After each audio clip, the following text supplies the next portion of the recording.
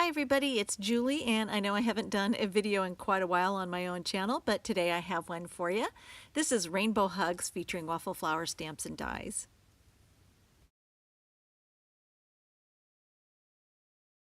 I'm going to load a small piece of Canson 140-pound watercolor paper into my Mini Misty, and then I'm grabbing a couple characters from this Fruity Thanks stamp set from Waffle Flower. It was illustrated by Helen Dardick, and I absolutely adore her artwork. So whimsical and fun and full of character. And I'm going to ink up with VersaFine Onyx Black because I'm going to be doing some watercolor work. So after I have that inked up, I can go ahead and close the lid and get those stamped onto the paper surface. And then I'm going to watercolor. And I'm going to be using my Peerless watercolor palette.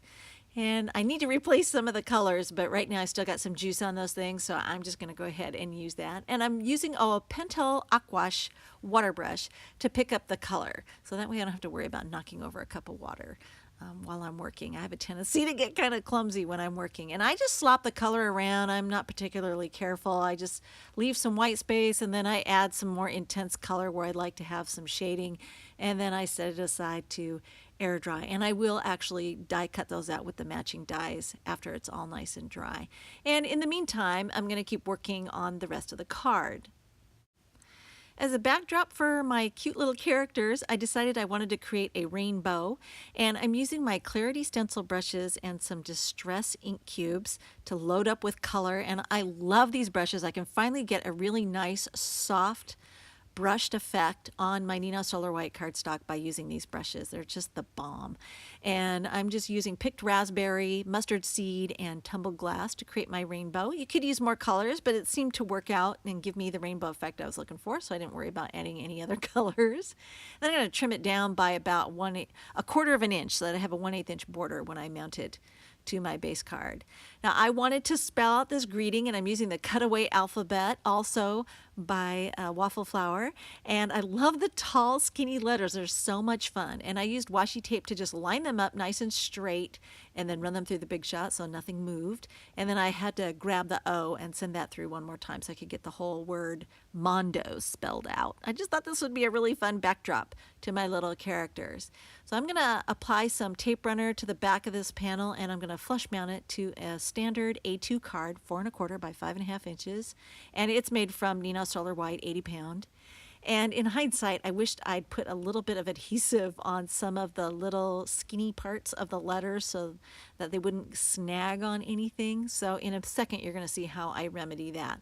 I'm going to grab the On Point glue. It has a really nice needle nose applicator to get little tiny drops of clear glue just where you need them. And then I'm just going to weight that down with some acrylic blocks to help that dry in place. And then in the meantime, I'm going to take my little characters, which I've already die cut using the matching die set that you can get to go with the stamp set. And I'm going to put some foam tape behind my little girl here so I can pop her up on my card front. And then for the kitty, I'm going to put a little bit of tape runner.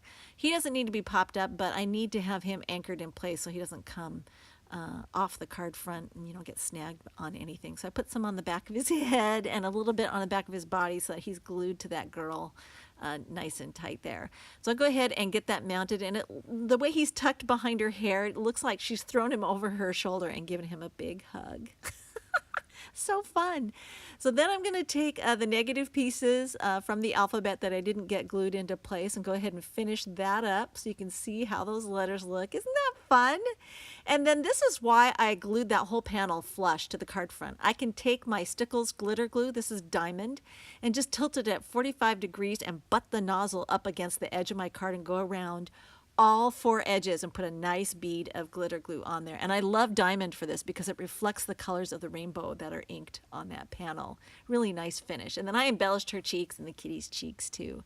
I have a couple more still shots over at my blog, papertruffleswithaz.com. Hope you enjoyed the video. Thanks for watching.